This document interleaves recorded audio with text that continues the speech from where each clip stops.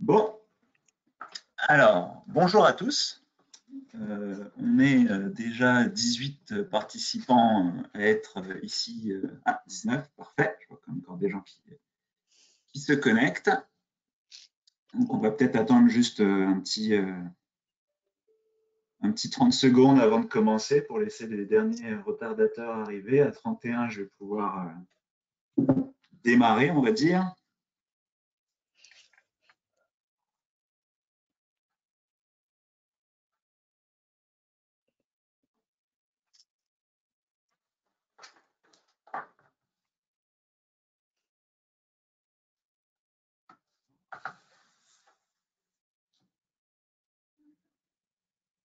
Bon, allons-y. Alors, bienvenue à tous pour cette présentation concernant la nouvelle génération de Fidelio, ses atouts pour soutenir la croissance de votre entreprise selon Correctip, qui est notre client. Donc aujourd'hui, je serai accompagné donc, de 3 personnes. Moi, je vais d'abord me présenter, puis je vais les laisser se présenter eux. Donc, moi, je m'appelle Julien Paquet-Gallia, pour ceux qui ne le savent pas. Je suis donc responsable des ventes internes chez Comsoft Technologies. Je serai accompagné de Michael, que je vais laisser donc se présenter. Bonjour, Michael Chadwick. Je travaille avec Comsoft, comme vous savez, depuis plusieurs années. Je suis en charge des ventes externes et j'accompagne Julien et Julien aussi m'accompagne lorsqu'on fait des démos sur des présentations clients. Parfait, merci Michael. On a la chance d'avoir avec nous Gisèle Chouinard, que je vais laisser aussi donc se présenter pour la compagnie Correctip. Bonjour, je m'appelle Gisèle Chouinard, je suis directrice des finances chez Correctip depuis 3 ans et c'est moi qui ai été responsable de l'implantation et de la stabilisation de Fidelio jusqu'à aujourd'hui. Bienvenue à Parfait. cette présentation-là. En effet, elle a été très impliquée dans l'installation de Fidelio chez Correctip, donc elle connaît très bien l'applicatif maintenant. Donc, Correctip, pour juste vous situer un petit peu, même si elle va présenter un peu l'entreprise après, donc c'est un manufacturier de fibre optique et ça fait depuis maintenant juillet 2020 qu'ils utilisent la nouvelle génération de Fidelio. Donc, c'est pour ça qu'aujourd'hui, on lui a demandé de venir témoigner parce que c'est vrai que dans les différents participants qu'on a la chance d'avoir aujourd'hui sur le webinaire, c'est principalement donc des clients de chez Comsoft. Et beaucoup d'entre vous se posent la question tout simplement est-ce que cette nouvelle application, où est-ce qu'elle en est au niveau de sa maturité, est-ce qu'elle fonctionne, est-ce qu'elle est opérationnelle pour une compagnie comme la mienne, parce que moi j'ai l'ancienne version, j'aimerais bien migrer vers la nouvelle génération. Et en fait, cette migration ressemble beaucoup à une petite implantation beaucoup plus simple. Pourquoi plus simple? Parce que tout simplement, ça utilise la même base de données et puis les écrans sont quand même pas mal pareils. Vous allez le voir après, à la fin, quand on fera la démo. Donc, c'est vraiment beaucoup plus simple pour la gestion du changement. Là, vous allez voir, c'est vraiment quelque chose de beaucoup plus intuitif et qui ressemble beaucoup à ce que vous avez l'habitude d'avoir. Et donc, c'est pour ça qu'en fait, tout simplement, on a demandé à Correctip de venir témoigner pour tout simplement nous montrer un petit peu comment tout ça s'est passé chez eux. Pour tous ceux qui ne le savent pas, même si je ne pense pas qu'il y en a dans la salle, Comsoft, on est éditeur donc, de la solution Fidelio. On est toujours sur le marché aujourd'hui. On vient de fêter notre 21e année. On est toujours en forte croissance. Ça va toujours très bien pour nous. Une 60aine de personnes pour servir nos clients. Je fais un tout petit aparté. Tout simplement, il y a Aude qui est avec nous aussi aujourd'hui, qui s'occupe de la partie organisation un peu du webinaire. Donc, si vous avez des problèmes techniques ou si vous avez des questions à poser ou des choses comme ça, n'hésitez pas à écrire dans le chat. Elle va pouvoir tout simplement vous répondre. Et à la fin, en fait, de la présentation, on répondra aux diverses questions que vous avez. Et aussi, normalement, d'ici demain, vous allez recevoir par courriel la présentation. Donc, comme ça, au moins pour ceux qui veulent la partager avec des gens à l'interne ou qui veulent simplement la revoir, vous serez en mesure de la revoir. Donc, on va passer tout de suite maintenant au sommaire de ce que nous allons voir aujourd'hui. Moi, tout de suite après, je vais laisser la parole à Correctip, à Gisèle, pour nous présenter un peu la compagnie puis les enjeux qu'ils avaient dans le choix de leur ERP, dans la mise en place de leur ERP. On verra ensuite après les différentes astuces pour l'implantation. Les résultats qu'ils en ont obtenus de cette implantation et puis un peu les nouveaux projets qu'ils ont. Ensuite, on fera une petite démo, une courte démo. L'objectif, c'est vous de montrer vraiment quelques écrans rapidement. Certains d'entre vous en ont déjà vu, parce que j'ai eu l'occasion de parler avec vous pour vous présenter.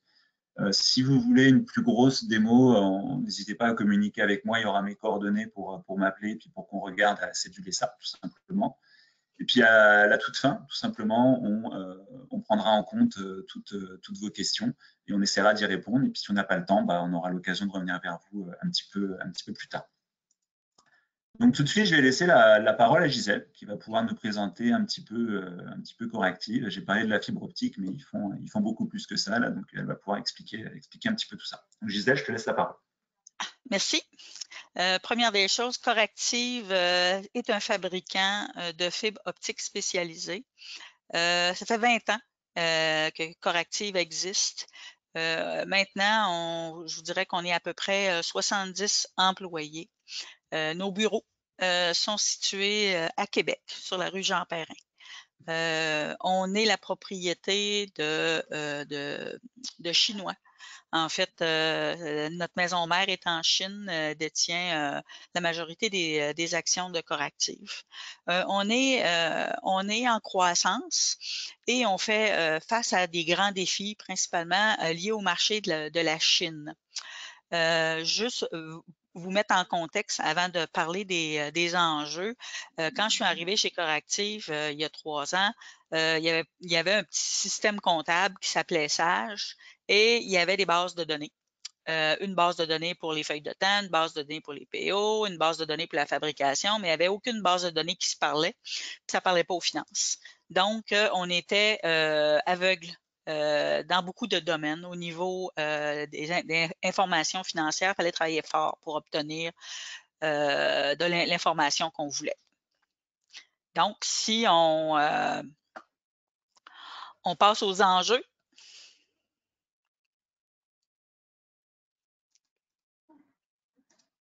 OK. On va commencer. Le premier enjeu, naturellement, c'est profitabilité et coût de revient. Et puis, je vous parlais tantôt que notre marché principal, c'est la Chine. Mais en fait, il y a beaucoup de compétition. On fait compétition avec des entreprises chinoises et je vous dirais que dans les dernières années, il y a une grande érosion des prix. Donc, pour être capable de faire face à ça, il faut mieux contrôler naturellement le coût des produits et avoir une idée rapide des marges par client, par produit. Des non-conformités. Ça fait que quand on a regardé pour un ERP, ben c'est clair que c'était un des premiers éléments qu'on avait besoin d'adresser. Ensuite, naturellement, il y a suivi des coûts de R&D. Étant en haute technologie, on a un département de développement de produits, de recherche et de développement de produits. Donc, on réclame des montants importants de recherche et de crédit R&D. Et pour ce faire, ben, ça prend un système qui va permettre de faciliter le processus de réclamation. Encore là, ça faisait partie des enjeux qu'on voulait adresser. Ensuite, tâches à non-valeur ajoutée. Écoutez, ma première journée au travail chez Corrective, je me suis rendu compte que sérieux, on avait des sérieux problèmes d'efficacité. On saisit des factures en double. Au niveau du reporting, bon, c'est des fichiers Excel avec des macros puis des tableaux croisés dynamiques et chacun peut avoir son propre fichier Excel, mais disons que c'était pas la bonne façon de faire. On était des champions en Excel. Ensuite, bon, naturellement, la gestion des inventaires, c'est une toute nouvelle notion chez Corrective de gérer les inventaires de façon permanente là, dans un système ERP. C'est tout un changement pour les employés, la compréhension, le fonctionnement, mais c'est majeur parce qu'avant, on ne savait pas ce qu'on avait. On avait juste une idée générale de ce qu'on avait. Fabrication et besoins spécifiques. Effectivement, c'est un enjeu parce que le processus de fabrication, c'est pas un processus standard d'assemblage là, d'un produit, là, il y a au cours de la fabrication, il y a beaucoup de mesures, de paramètres qui sont mesurés et dépendant des paramètres, mais ça peut donner un résultat différent d'une fois à l'autre. Il y a toute la gestion des non-conformités. Il y a toutes les données scientifiques. Je sais, je vais en parler à l'autre point, mais c'était tous des besoins, des enjeux qu'il fallait s'assurer qu'on respecte dans le nouveau ERP parce que on travaille avec ça, nos clients travaillent avec ça. Fait que c'était important, là, surtout au niveau des données scientifiques, les datasheets qu'on appelle. Fallait les générer de Fidelio. Bon, puis comment on fait ça? Fidelio, originalement, sa programmation, c'était standard. OK? Puis là, quand on était rendu à la fabrication chez Coractiv, bien là, on tombait dans le moins standard un peu. Ensuite, bien naturellement, l'accès à distance de la maison mère. Mais pas juste de la maison mère. Écoutez, nous autres, on est tous en télétravail puis on a tous accès à Fidelio, mais la maison mère, c'est une demande qu'ils nous ont faite, même de la Chine. Ils veulent accéder à notre système. Fait que ça fait le tour des enjeux, des principaux enjeux chez Coractiv quand on a implanté le Fidelio. Parfait. Ben, merci. Il y avait être aussi dans le budget, oui, naturellement, mais en fait, être dans le budget pour implanter, mais aussi suivre les budgets. Dans le sens que aujourd'hui, les budgets, c'est suivi par moi puis par certains directeurs. Mais là, ce qu'on veut, c'est que les budgets soient suivis sur un plus vaste nombre de personnes, un plus important nombre de personnes. Donc, puis Fidelio nous permet ça. Parfait. Merci beaucoup, Gisèle. Moi, je pense que, en effet, ce que Gisèle nous a présenté là doit beaucoup parler à beaucoup d'entre vous. Donc, on va résumer justement un petit peu tout ça, là, parce que je pense que ça doit toucher vraiment beaucoup d'entre vous. La première des choses, c'était donc de faire croître aussi, sans forcément. Aujourd'hui, en plus, on le sait aujourd'hui avec les problèmes de main d'œuvre que peut connaître le Québec, donc, et en plus avec les restrictions aussi actuelles qu'on a. Donc aujourd'hui, faire croître l'organisation, c'est une chose qui est importante et que je pense que vous partagez beaucoup. On a aussi bien évidemment toute la partie de pouvoir prendre des meilleures décisions rapidement. Donc toute la partie un peu de l'analyse de données, de la BI, donc de pouvoir analyser les chiffres et puis de pouvoir rapidement avoir de l'information et puis pouvoir prendre des décisions. Donc ça, c'est super important aujourd'hui. On a bien évidemment amélioré toute la partie de l'inventaire, savoir qu'est-ce qu'on a en stock, savoir les montants qu'on a en stock, savoir qu'est-ce qu'on n'a pas en stock pour pouvoir prévoir des achats et puis pouvoir faire des commandes. Demeurer compétitif face aujourd'hui à une concurrence qui est de plus en plus importante, et puis encore plus dans des enjeux de pandémie. Donc aujourd'hui, c'est quelque chose qui est en effet très important.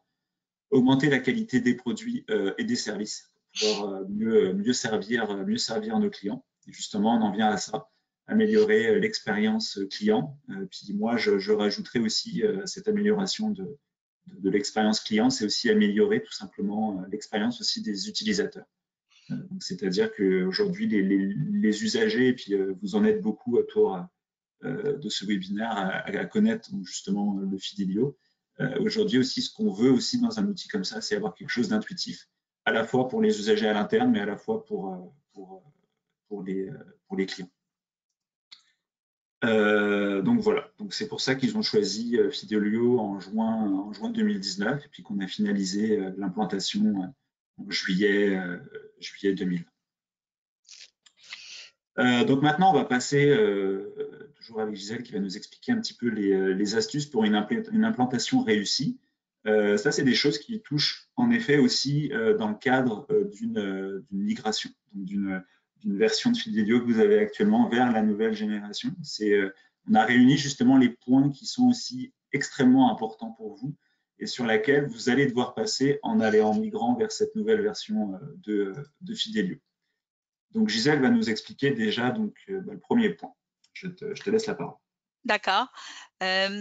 Effectivement, la première chose, à mon avis, peu importe si c'est une implantation partant de zéro ou une migration de Fidelio vers Fidelio Web, l'implication de l'ensemble des départements, car tous ces gens-là sont impactés par les changements. Donc, plus on les implique rapidement dans le processus, mieux ça va aller.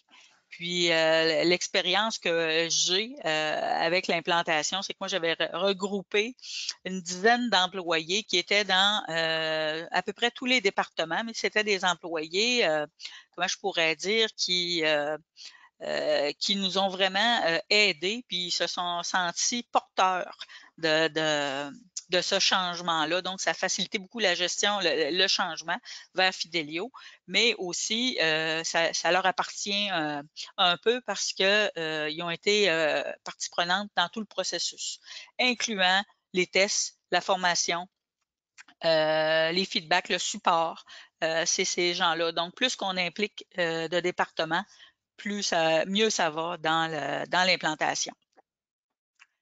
Impliquer au maximum les utilisateurs finaux et le plus tôt possible.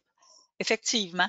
En fait, on vient de faire, il vient d'avoir une mise à jour de Fidelio en fin de semaine, mais la semaine dernière, on a demandé, puis en fait, la semaine dernière, plusieurs semaines avant, on a demandé aux utilisateurs finaux, ceux qui utilisent les fonctionnalités, de faire les tests.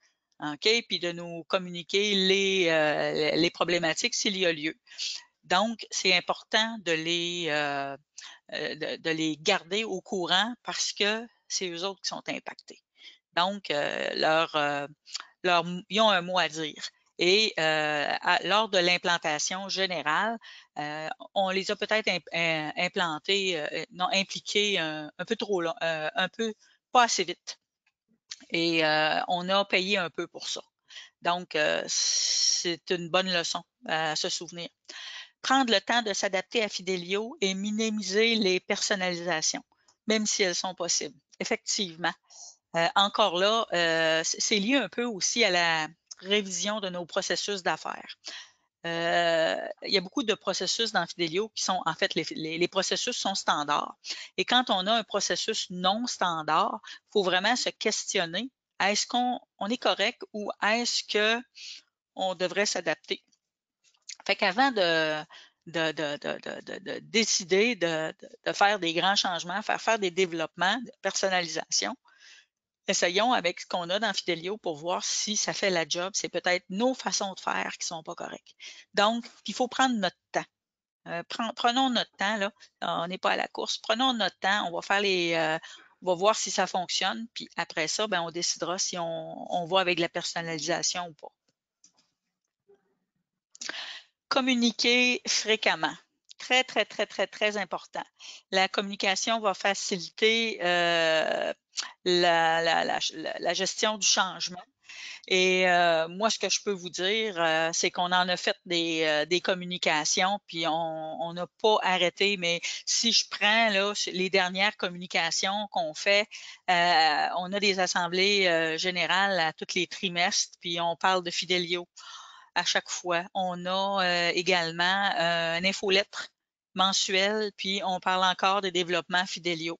Mais surtout, depuis l'implantation de Fidelio, on a une publication hebdomadaire qui s'appelle Info Fidelio et qui donne des trucs et astuces.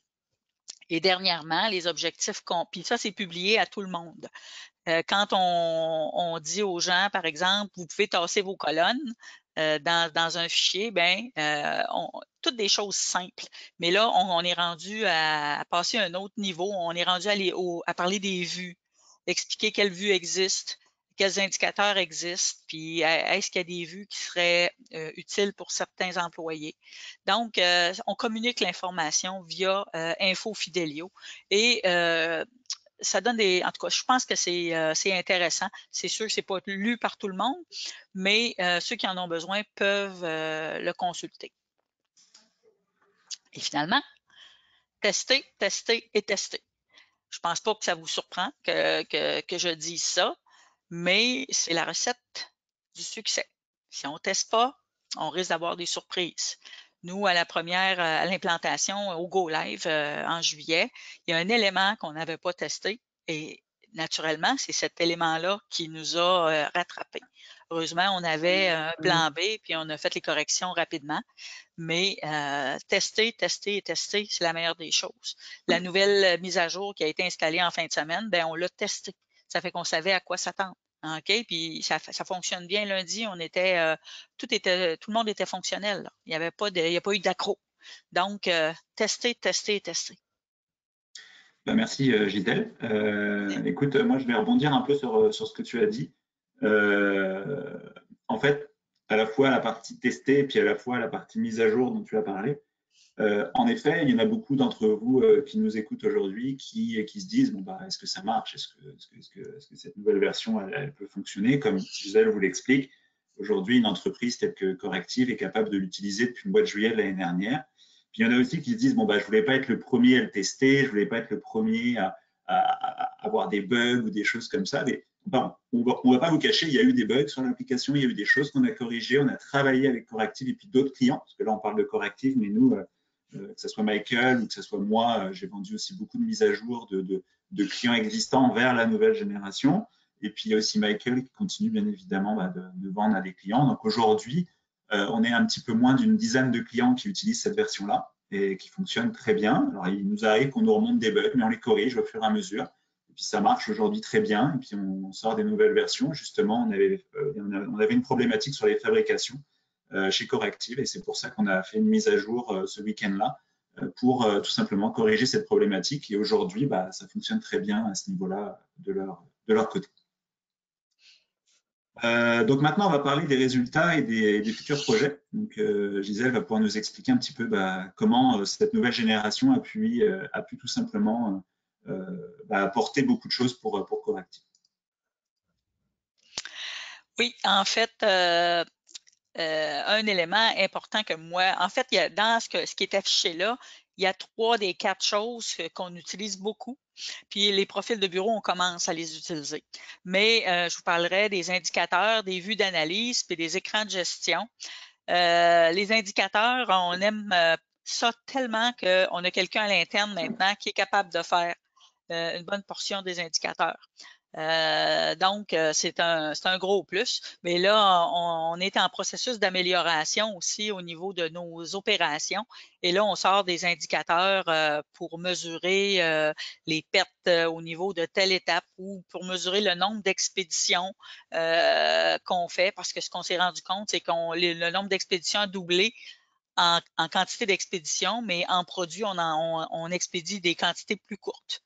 Donc, tout ça étant dit, c'est toutes des choses qu'on peut mesurer. Puis naturellement, on peut mesurer la profitabilité par client, par territoire, par produit. Donc, les indicateurs et les vues d'analyse, ça nous permet de réaliser ces objectifs-là. Et quand on parle des écrans de gestion, je peux, par exemple, vous parler de l'écran de gestion du suivi des commandes. En fait, les écrans de gestion, c'est toute l'information est regroupée dans un seul écran où on a des nœuds, puis en changeant de nœud, on a des nouvelles informations. Mais la gestion des commandes, on avait quelqu'un qui nous répétait qu'il n'y avait pas une vue rapide de toutes les commandes qui étaient en hold. Ben, j'ai expliqué cette semaine, j'ai montré la gestion des commandes, puis j'ai montré ça. Tiens, facile. Elle a adopté, puis elle va partir avec ça. Fait que il y a beaucoup de gains. Écoutez, c'est une vision d'ensemble. Personnalisation en autonomie avec le code client, effectivement. Si on veut adapter vraiment un besoin spécifique qu'on a. Moi, je parle des datasheets parce que c'était pas standard dans Fidelio. La gestion des lots et la préparation des datasheets, c'était loin d'être, ça n'existait pas dans Fidelio. On l'a fait développer. Maintenant, ça fonctionne bien. Les datasheets, on a eu quelques aventures avec ça, mais on a réglé les problèmes. En fait, le message que je peux vous dire, c'est que c'est sûr qu'il peut y avoir des problèmes. Il faut juste prendre le temps de les adresser de la bonne façon. C'est simple. Puis c'est vraiment facile. La majorité, moi, je pense que j'ai pas vraiment de problème important au bureau relativement à l'utilisation. C'est, comment je pourrais dire, c'est web, ça va bien. On peut travailler de la maison, on peut travailler, la maison mère, comme je vous disais, peut accéder. La gestion des droits, ben ça, c'est moi qui le fais. Ça fait que, puis c'est pas compliqué. Ça s'apprend assez bien, puis ça se fait bien. Les importations et l'élément important aussi, c'est que c'est tellement facile de transférer un fichier en Excel à partir de Fidelio, là, c'est très utilisé chez nous encore, cette fonctionnalité-là. Les exportations vers Excel, là, c'est bien, bien utilisé. Collaboration plus efficace avec l'ensemble de l'écosystème de Coractiv. Oui, grâce au portail collaboratif client, représentant, livreur, installateur. En fait, présentement, on a une nouvelle ligne de produits où on doit suivre, on va aller faire du service et on va utiliser plus à fond cette fonctionnalité-là, okay, qui est tout le volet service, le volet gestion des unités. Puis, c'est ça. Ça fait que, comment je pourrais dire, l'ensemble du portefeuille de modules de Coractiv, et on a acheté beaucoup, je vous dirais, on a acheté beaucoup du portefeuille. Ça va bien. Puis, on regarde les besoins. On essaye de travailler en fonction des besoins qu'on a. Prochain projet, fidéliser les clients et développer les ventes avec le CRM intégré. Ça fait partie de la phase 2 de Coractiv. Qu'on va commencer, on commence à en parler de la phase 2. Là, on voulait vraiment stabiliser la phase 1. Et la phase 2, bon, c'est ça. Il y a le module unité, la gestion des projets, puis le CRM. Fait que ça fait le tour.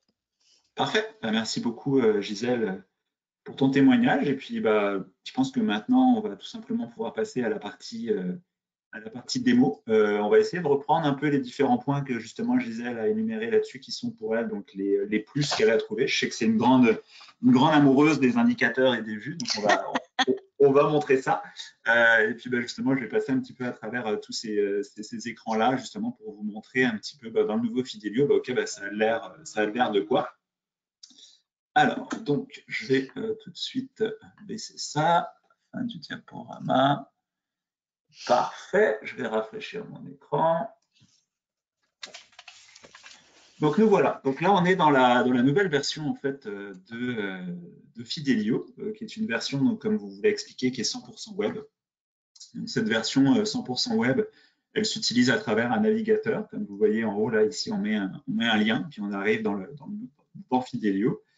Comme d'habitude, quand vous avez des tests à faire en démo, vous êtes capable d'aller choisir la base de données dans laquelle vous voulez aller travailler pour choisir celle de prod ou celle de démo. Vous mettez votre usager et tout simplement, vous cliquez sur « Se connecter ». Donc là, vous allez arriver sur un écran d'accueil dans lequel vous allez pouvoir trouver tout simplement vos indicateurs, donc, ceux dont on parlait tout à l'heure. Ici, vous voyez qu'il y a ce que Gisèle expliquait, là, les différents profils de bureau, donc dépendamment tout simplement excusez-moi, tout simplement de qui on est. Donc moi là, par exemple, je suis inscrit comme une personne des ventes. Si je veux être, par exemple, une personne aux achats, je vais pouvoir changer de bureau et avoir mes propres indicateurs spécifiques aux achats. Donc en effet, aux achats, moi je veux savoir quels sont mes produits qui n'ont pas de min-max. Comme ça, je suis capable tout simplement d'aller ouvrir ma liste de produits. Et je pourrais même aller ouvrir une fiche produit pour aller lui mettre un min-max si je le souhaite, etc. etc.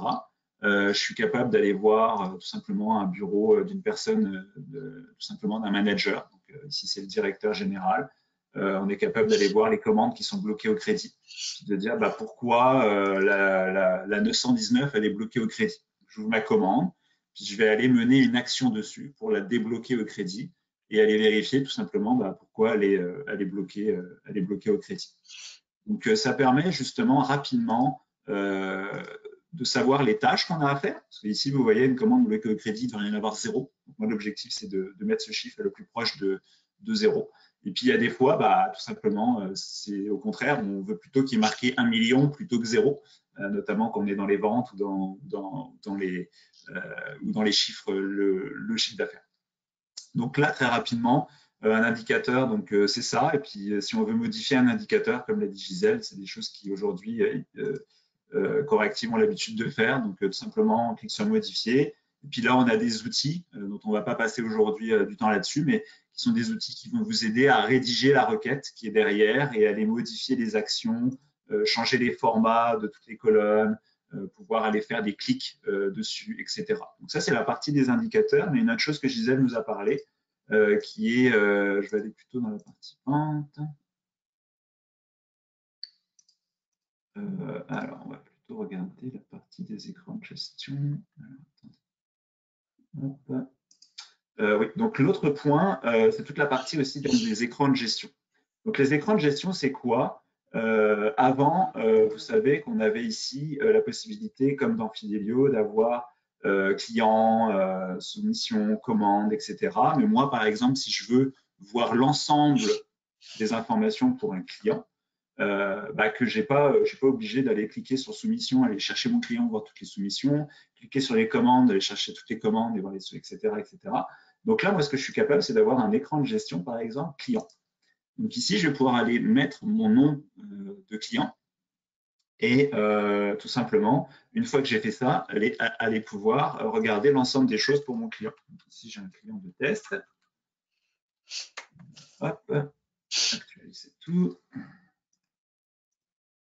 Et donc là, il va aller me chercher les soumissions, les commandes, les ruptures de stock, les factures, les retours, les tâches, tout ce qui est en rapport avec mon client sans que j'ai besoin de rentrer, ressortir de plein de menus différents. Et donc là, vous voyez, j'ai 10 soumissions, j'ai certaines commandes, j'ai des factures, j'ai des retours. Ce qui fait que rapidement, un écran de gestion, dépendamment du département que vous êtes, vous allez pouvoir avoir un certain nombre d'informations. Vous voyez en dessous, là, par exemple, il y a l'âge de compte. Donc, tout simplement, c'est l'argent que le client nous doit.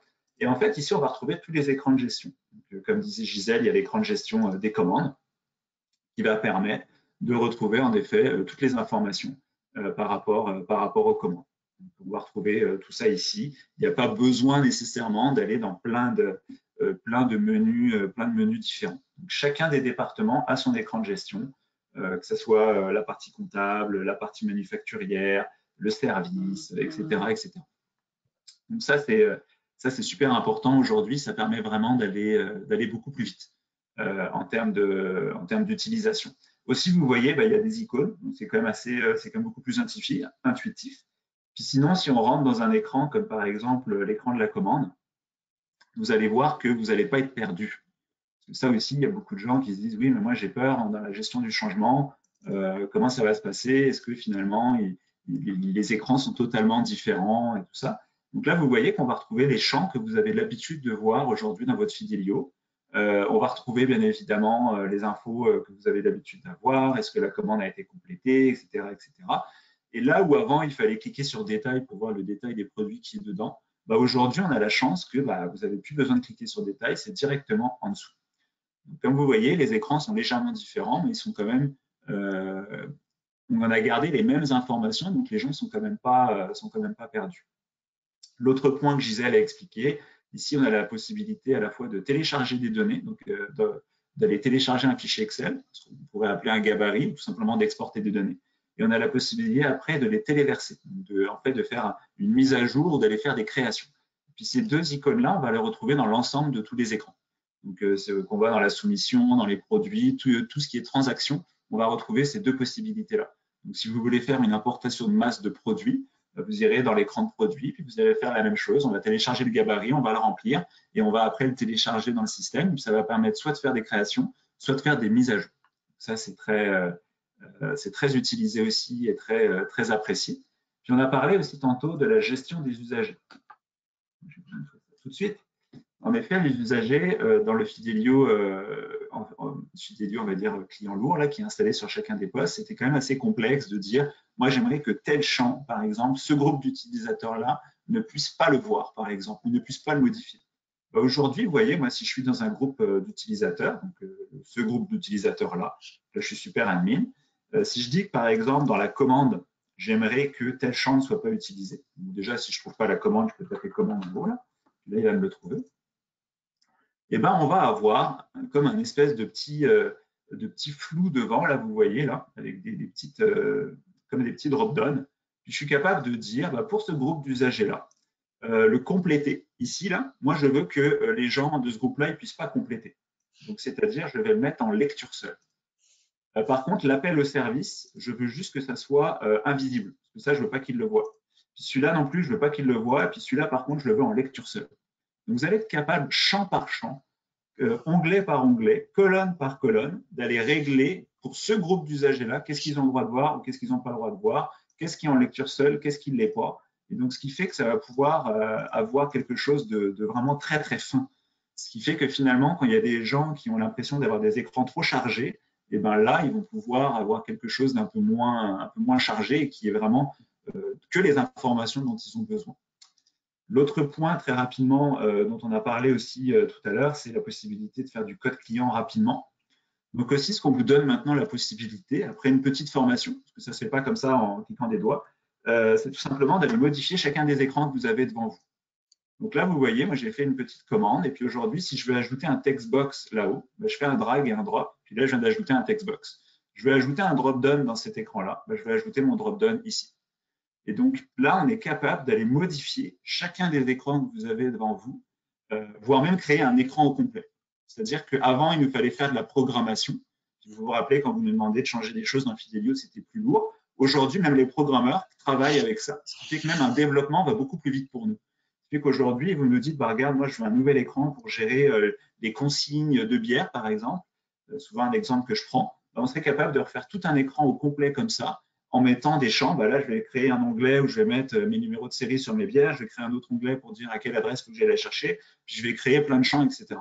Donc, c'est aussi simple que ça aujourd'hui d'aller modifier l'applicatif. Donc ça, c'est tous des commentaires clients que l'on a récupérés parce que vous nous disiez, bah, je ne suis pas assez autonome pour pouvoir faire ça. Les usagers, c'est compliqué pour les gérer. Et on a essayé justement d'améliorer l'applicatif.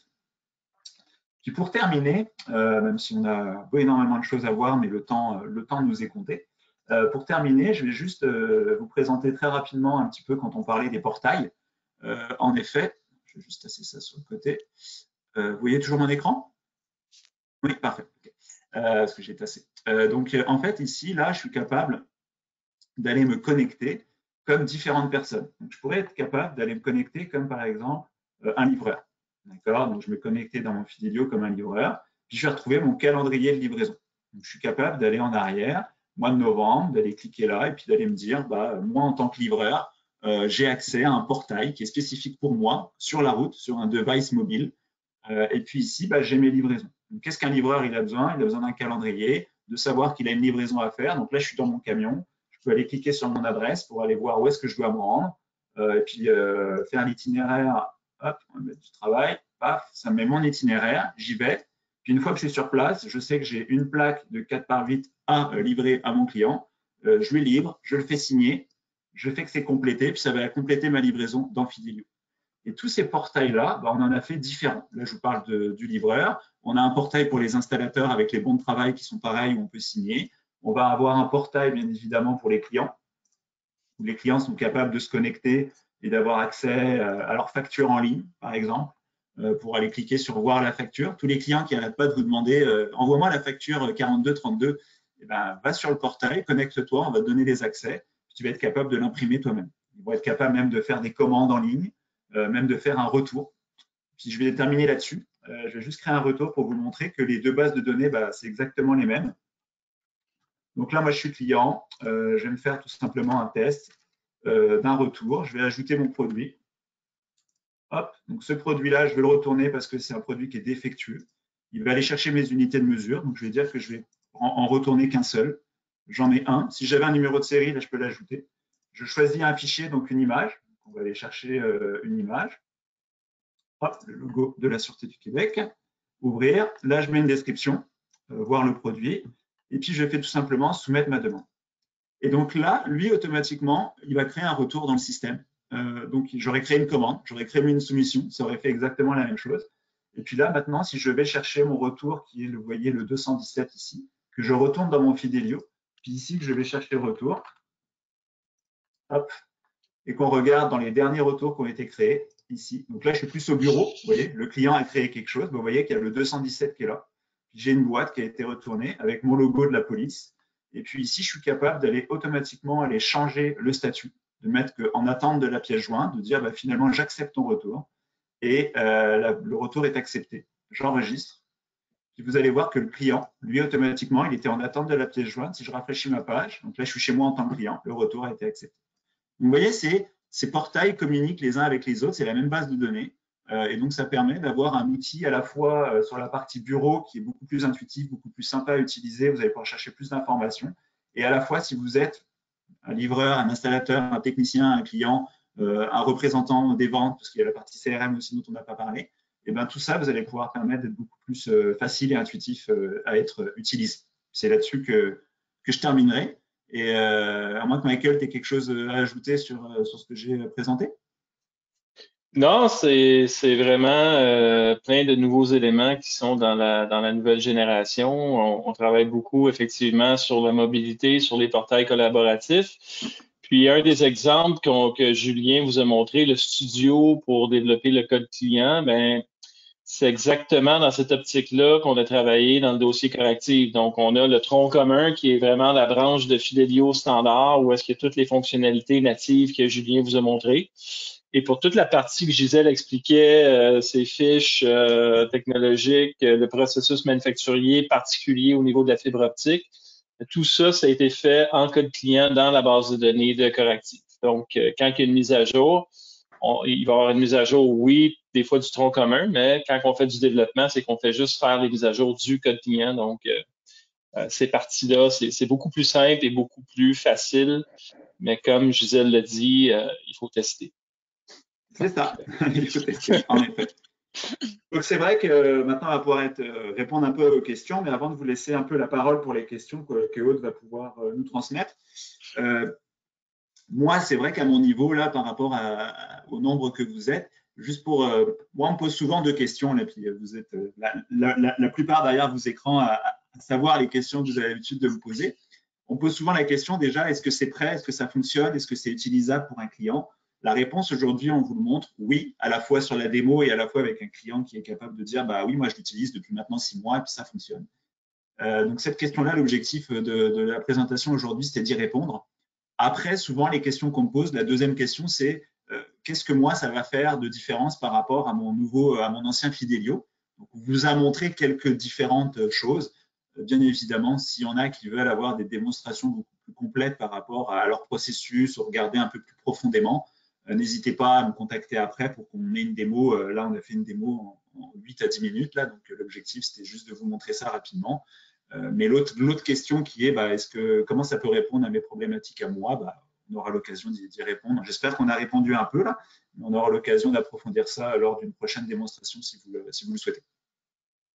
Aude, je te laisse la parole pour les questions. Oui, alors on en a eu plusieurs. Donc première question, combien de temps prennent vos tests lors d'un changement de version avec Fidelio Web? Bah, en général, ça dépend bien évidemment dans quelle version vous êtes actuellement. Si vous êtes dans une version qui est la plus récente, la chose que je n'ai pas aussi dit, hein, c'est que la dernière version qui existe dans le Fidelio qu'on a l'habitude d'installer, là, qui n'est pas web, c'est une version qui date de 2020-03, donc du mois de mars de l'année dernière. C'est la toute dernière version qui sortira, il n'y en a pas d'autre qui sortira. Maintenant, on ne fait que de la version web. Donc ça, c'est important aussi de le noter.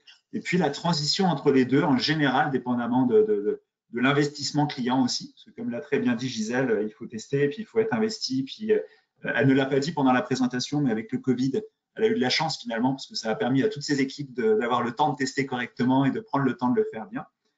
En général, nous, on regarde, je dirais que c'est aux alentours de 3 mois de travail, entre 2 à 3 mois, puis ça peut aller jusqu'à 4 à 5 mois si c'est vraiment énormément de processus ou s'il y a des petits développements à faire ou des choses comme ça. Mais je dirais entre 2 à 3 mois, ça paraît logique.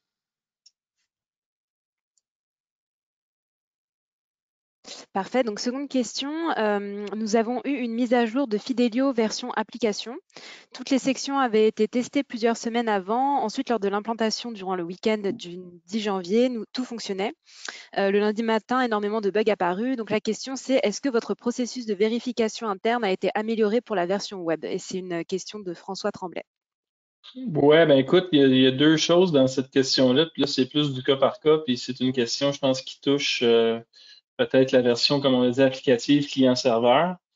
Oui, il y a un département de 4 personnes à l'assurance qualité. Les versions sont testées. Comme Gisèle l'a dit aussi, elle teste à l'interne.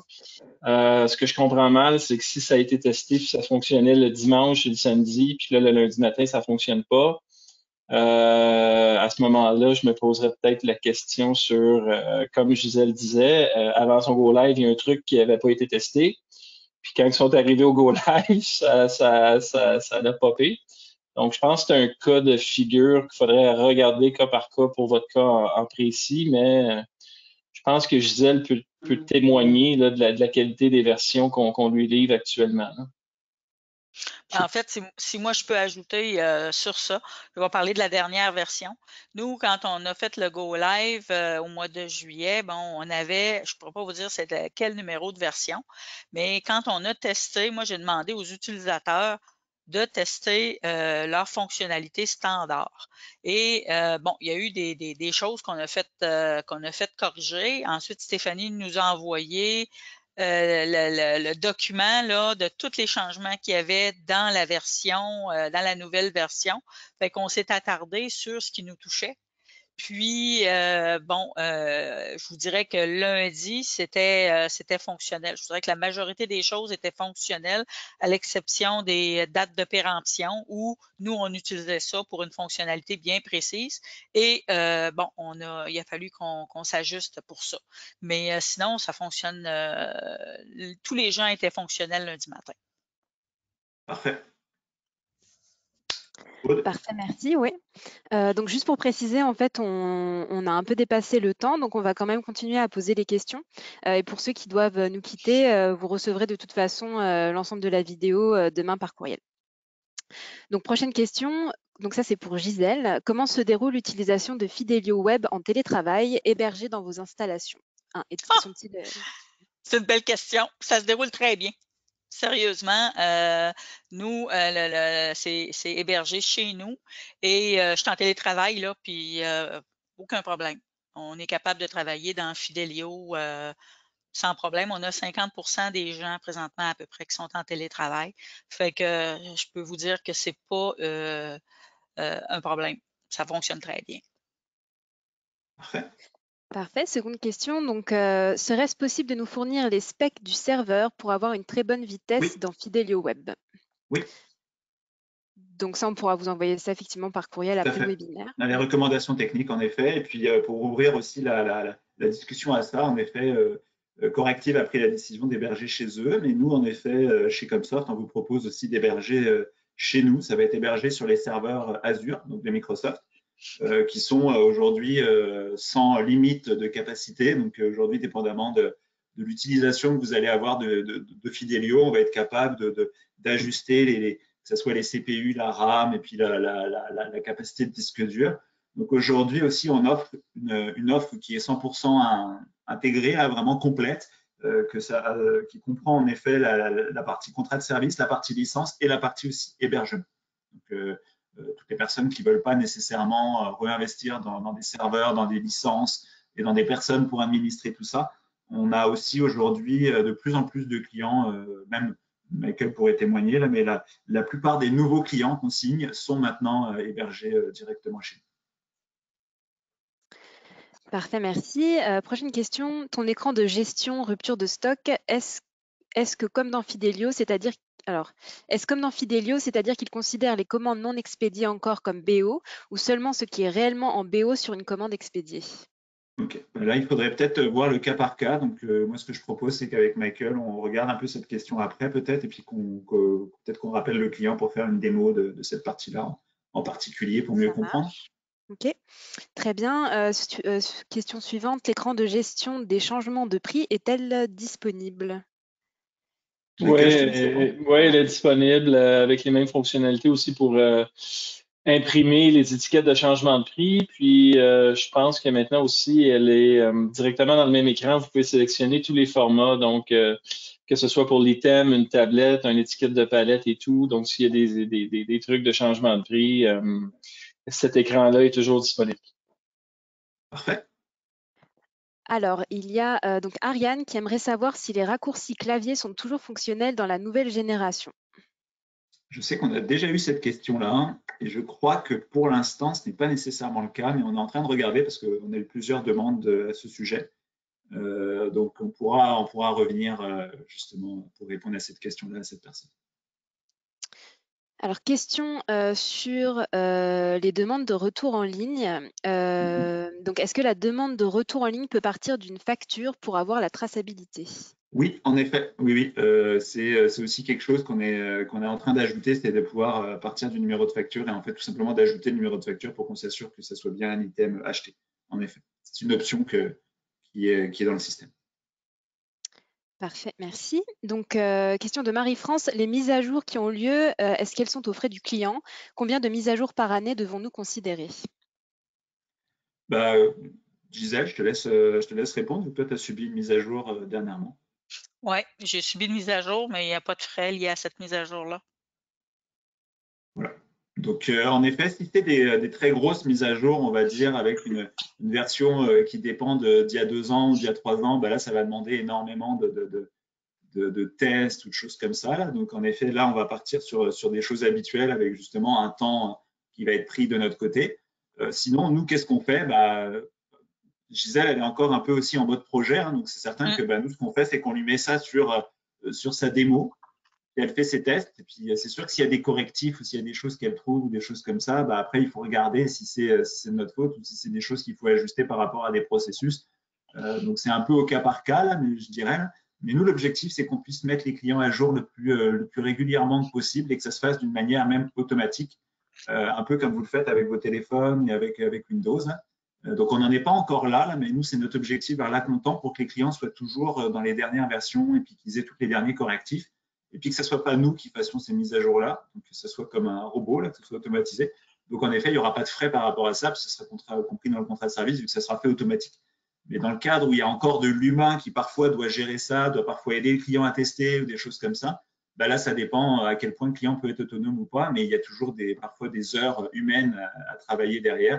Et c'est plus ces heures-là qui sont parfois facturables. Parfait, merci. Donc, je précise que Michael avait un autre rendez-vous maintenant, donc c'est pour ça qu'il nous a quittés. Question pour Gisèle. Combien y a-t-il de personnes dans votre équipe de développement Fidelio? Oh, je vous dirais qu'il y avait une dizaine de personnes. Il faut comprendre qu'on est parti de zéro, là. On est parti de pas de système à un système. Ça fait que moi, j'ai embarqué dans le groupe, j'ai embarqué une personne en comptabilité, il y avait moi, il y avait 2 personnes à la fabrication, il y avait une personne au développement de produits, une personne aux ventes. Le but, c'était d'avoir des gens de tous les départements qui avaient déjà un impact sur le processus actuel. Donc, c'est ça. Ça fait que les gens il y avait beaucoup de personnes, mais je suis contente de l'avoir fait comme ça parce que c'est gros, là, une implantation. Puis, tenir ça tout seul à bout de bras, ça doit être exténuant. C'est déjà beaucoup avec le nombre de personnes qu'on était. Je ne veux juste pas m'imaginer juste 2-3 personnes, là, ça doit être fou. Parfait. Merci Gisèle. Donc, est-ce qu'il y a dans le tableau de bord la possibilité d'analyser les ventes par vendeur et par catégorie de produits afin d'exporter les commissions des vendeurs en format Excel pour le directeur des ventes? Oui, c'est possible tout à fait de faire ça. Je te dirais que tu peux même envoyer ta demande à Gisèle. Maintenant, ils sont capables eux-mêmes de faire des indicateurs, donc ils pourront même te faire ton indicateur si tu en as besoin. Non, mais oui, c'est tout à fait possible aujourd'hui. En fait, on va pouvoir partir d'un indicateur qui existe déjà, je pense, et puis il y a peut-être des petites choses à modifier parce que le problème qu'il y a, c'est que c'est la partie des attributs. Les attributs sont spécifiques à chacun des clients. Donc souvent, il faut adapter parfois les indicateurs dans ce sens-là parce que nous, on part d'arbres d'attributs peut-être un peu plus standard, voire même pas du tout d'arbres d'attributs. Donc c'est plus la partie qui va catégoriser les territoires ou les catégories de produits ou toutes ces choses-là qui sont spécifiques à chacune des bases de données. Donc c'est cette partie-là qu'il va falloir adapter. Et après, en effet, on est capable. Et puis aussi pour la partie des commissions, on est capable de le gérer directement dans Fidelio. Donc plutôt qu'aller faire une exportation, moi je verrais plutôt à regarder pour pas revenir à gérer, comme le disait Gisèle, plein de fichiers Excel partout à droite à gauche, plutôt de regarder ça, comment, si déjà dans le système, on n'est pas capable de le faire correctement, comment on serait capable de faire quelque chose pour pouvoir le faire directement dans Fidelio et pas se dire tous les vendredis de semaine, je dois gérer un fichier Excel pour préparer la paye de mardi. Merci. En ce qui concerne l'accès au client via un portail offrant la capacité de commander directement, est-ce que le client doit connaître exactement le produit qu'il désire ou si nous pouvons y joindre un genre de catalogue virtuel pour offrir l'opportunité au client de magasiner via ce portail? Donc, non, en fait, tout à fait. On a. Il se demande en fait quelles sont les limites en fait du portail. Non, en fait, le portail que je vous ai présenté rapidement, là, mais derrière, c'est un site de e-commerce. Donc, vous pouvez avoir un catalogue produit avec des menus, avec même un configurateur si vous voulez configurer des produits, avec la possibilité même d'avoir en effet un catalogue, toutes ces choses-là. Donc, il n'y a aucune crainte par rapport à ça. C'est juste qu'en effet, je ne l'ai pas présenté dans la partie démo, là, mais on va être même capable de faire acheter le client par rapport à ses habitudes d'achat. Lui fournir un écran d'historique d'achat. Il va pouvoir voir, moi, habituellement, j'achète ça et faire du repeat business hyper facilement comme ça. Merci. Est-ce que dans l'écran mise à jour de prix, le bouton simulation pourra être un export Excel dans la nouvelle version, puisqu'actuellement, il est en PDF uniquement? Ok, oui, il faudrait regarder. En effet, si c'est une idée qui pourrait servir d'autres clients et puis que c'est une bonne idée, il faudrait regarder en effet ça spécifiquement plutôt que générer un fichier Excel, un PDF, pardon, regarder ce qui pourrait être fait. Merci. Est-ce que la nouvelle version, donc là on arrive vraiment à la fin des questions, est-ce que la nouvelle version peut avec un lien avec l'étiquette de produit électronique pour l'affichage en magasin? Oui, ouais. tout à fait. Je crois même qu'on a la chance d'avoir des clients ici qui sont derrière leur écran, chez qui on a déjà fait ça. Donc oui, c'est tout à fait possible. On est capable de se connecter avec notre outil d'API à beaucoup d'autres systèmes. Donc on est capable de se connecter en effet à un système de gestion d'étiquettes numériques qui va aller en effet directement afficher les prix sur des petites étiquettes en format encre électronique là, pour que vous n'ayez pas besoin d'aller changer vous-même les étiquettes papier. On serait capable d'aller se connecter avec ce système-là pour lui envoyer les prix à jour tous les jours pour que justement s'il y a un changement de prix la veille, que le lendemain matin, quand les clients sont dans la boutique, ils voient les prix corrects. Donc que ça soit se connecter à ça ou se connecter à plein d'autres outils. On s'est connecté à des systèmes de gestion électronique de documents, on s'est connecté à des systèmes de gestion de transport, etc. Donc on a un outil qu'on appelle d'API qui permet de se connecter à tout plein d'autres systèmes. Merci. Et puis dernière question, donc ça rejoint un peu les questions sur les ventes. Donc est-il possible de configurer le catalogue pour chaque client, donc offrir des prix personnalisés aux clients? Oui. Mais en règle générale, ça devrait déjà être le cas dans votre Fidelio. Donc, il faudrait peut-être regarder ça, mais sinon, dans le nouveau, oui, c'est tout à fait possible. On a des prix qui sont des prix spécifiques pour chacun des clients, en effet. Okay. Et puis en fait, alors dernière question qui vient juste d'arriver, donc pour Gisèle, est-ce que les API dont on a parlé, est-ce que vous les aviez? Non. En fait, il y a seulement une chose que nous, on a faite à l'interne, parce qu'on a des gens qui sont assez forts en SQL. C'est une fonctionnalité qui permet d'indexer nos produits, puis de transférer tous les paramètres dans Fidelio, toutes les spécifications dans Fidelio. C'est quelqu'un à l'interne qui l'a fait, mais il y a comme un lien là, entre Fidelio et cet outil-là. Mais sinon, on n'a pas acheté d'autres outils pour l'instant. Parfait. Je crois que ça clôt cette présentation. Aude, est-ce que tu avais autre chose à ajouter de ton côté? Non, Parfait. c'est tout.